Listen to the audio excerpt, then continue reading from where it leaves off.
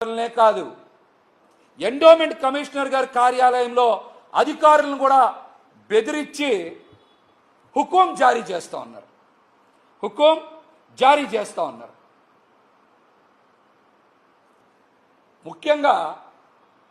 ముఖ్యంగా ఆలయ అధికారులు కూడా ఒక మాట చెప్పాలి.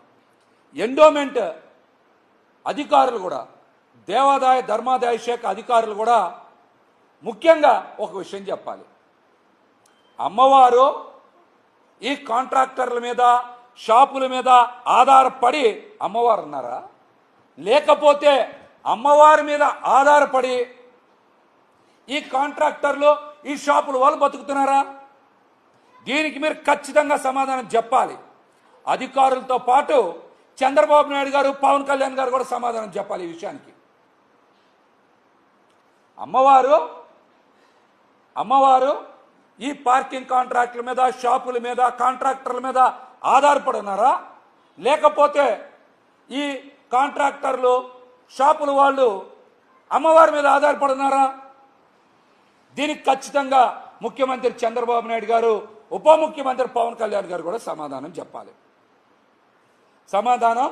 చెప్పాలి. మీరు కావాలంటే చూసుకోవచ్చు.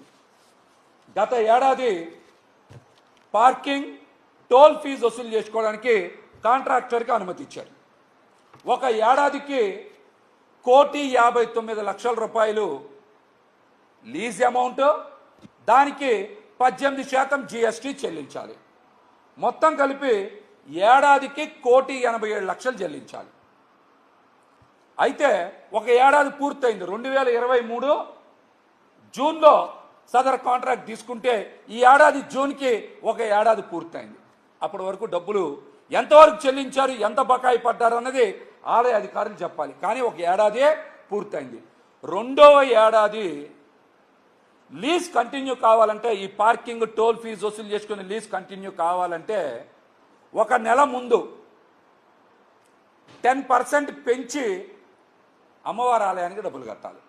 అంటే 1,59,00,000కి 10% పెంచి డబ్బులు కట్టాలి.